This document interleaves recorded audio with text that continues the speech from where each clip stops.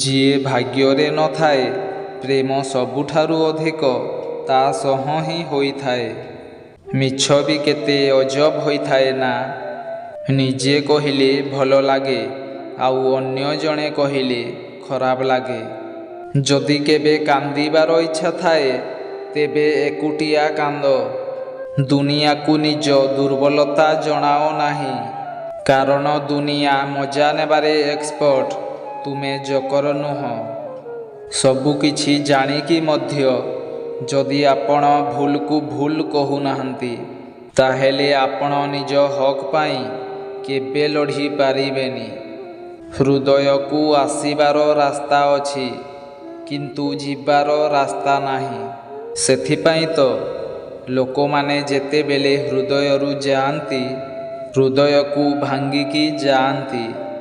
ଯେବେ ମଣିଷ ପ୍ରେମରେ ଧୋକା ଖାଏ ଓଠ ନୀରବ ରହିଥାଏ ସତ, କିନ୍ତୁ ହୃଦୟ କାନ୍ଦୁଥାଏ।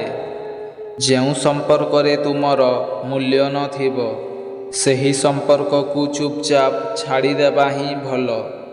ମଣିଷ ଗୋଟିଏ କାରଣରୁ ଏକା ହୋଇଯାଏ, ନିଜ ଲୋକଙ୍କୁ ଛାଡ଼ିବା ପାଇଁ ଅଜଣା ଲୋକ ପାଖରୁ ଉପଦେଶ ନେଇଥାଏ। ସବୁବେଳେ ସେହି ସୁଖକୁ ତ୍ୟାଗ କରିଦିଅନ୍ତୁ ଯାହା କାହାର ଦୁଃଖର କାରଣ ହେଉଥିବ।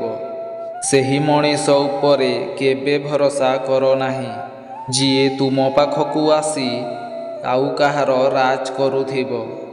ସହଜ ହୋଇଥାଏ କାହାକୁ ଦେଖିବା, ପସନ୍ଦ କରିବା, ଭଲ ପାଇବା, କିନ୍ତୁ ସବୁଠୁ ମୁସ୍କିଲ କାମ ହେଉଛି ସେ ସମ୍ପର୍କକୁ ନିଭାଇବା।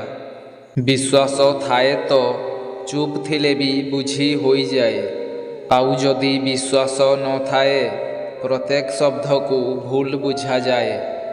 ଆଜିକାଲି ଲୋକ ନିଜ ଅହଙ୍କାର ପାଇଁ ବହୁତ ସୁନ୍ଦର ସମ୍ପର୍କକୁ ଭାଙ୍ଗି ଦିଅନ୍ତି।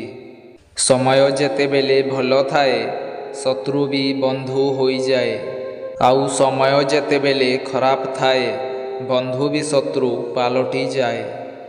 କେତେ ଭଲ ହୋଇଥାନ୍ତା ଯଦି ଲୋକେ ଅନ୍ୟର ଗୋଡ଼ ଟାଣିବା ବଦଳରେ ତାଙ୍କର ହାତକୁ ଟାଣନ୍ତେ, ତେବେ ଆଜିର ଦୁନିଆ ବହୁତ ଉପରକୁ ଯାଇସାରନ୍ତାନି।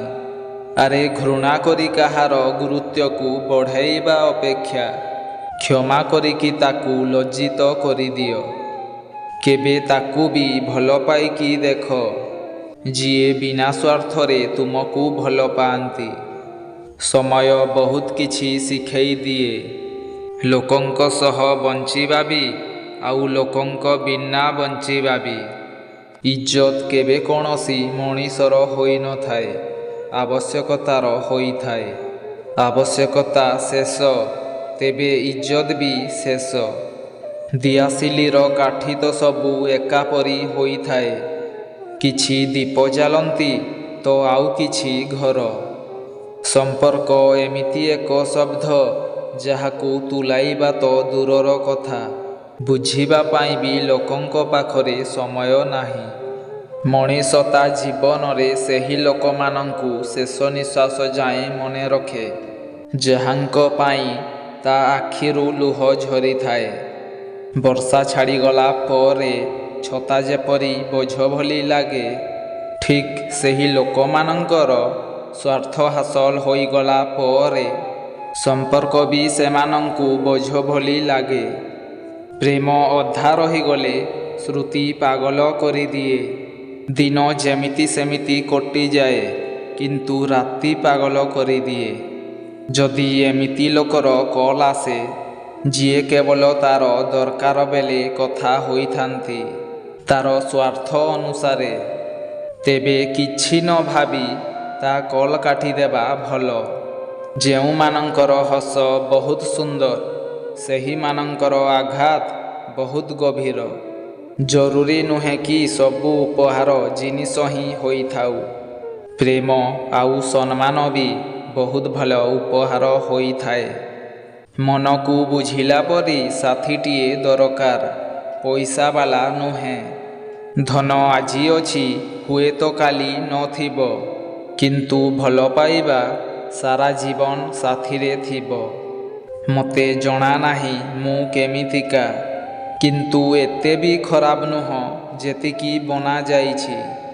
ପ୍ରେମ ସେହି ପାପ ଅଟେ ଯାହା କରନ୍ତି ତ ସମସ୍ତେ, କିନ୍ତୁ ଦଣ୍ଡ କେବଳ ହୃଦୟରୁ ନିଭାଇଥିବା ଲୋକଙ୍କୁ ହିଁ ମିଳେ।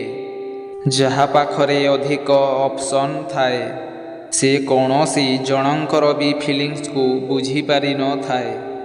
ହୃଦୟକୁ ଆସିବାର ରାସ୍ତା ଅଛି, କିନ୍ତୁ ଯିବାର ରାସ୍ତା ନାହିଁ। ସେଥିପାଇଁ ତ ଲୋକମାନେ ଯେତେବେଳେ ହୃଦୟରୁ ଯାଆନ୍ତି, ହୃଦୟ ଭାଙ୍ଗିକି ଯାଆନ୍ତି। ବାରମ୍ବାର କାହାକୁ ଆମ ଭାବନା ଆଉ ହୃଦୟ ସହ ଖେଳିବାକୁ ଦେଲେ ସିଏ ଦିନେ ଖେଳାଳି ହୋଇ ରହିଯାଏ, ଆଉ ଆମେ ତା ପାଖରେ ଖେଳଣା ହୋଇ ରହିଯାଉ। ଆମେ ଭାଙ୍ଗି ଯାଇଥିବା ମଣିଷ। ଆମେ କହିବାଠୁ ଅଧିକ ଚୁପ୍ ରହିବା ହିଁ ପସନ୍ଦ କରିଥାଉ। ମିଛ ପ୍ରେମ କରୁଥିବା ପୁରୁଷକୁ ଦୁଇଟି କାରଣରୁ ଚିହ୍ନନ୍ତୁ। ସିଏ ତୁମ ହୃଦୟକୁ ନୁହଁ, ତୁମ ଶରୀରକୁ ଭଲ ପାଇବ।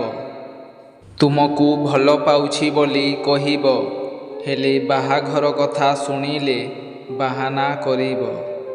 ମିଛ ପ୍ରେମ ମିଠା କଥା, 7 ଜନ୍ମର ସାଥୀ ହେବା ପାଇଁ ରାଣ ନିୟମ। କେତେ କ'ଣ କରନ୍ତି ଲୋକ କେବଳ ଟାଇମ୍ ପାସ୍ ପାଇଁ।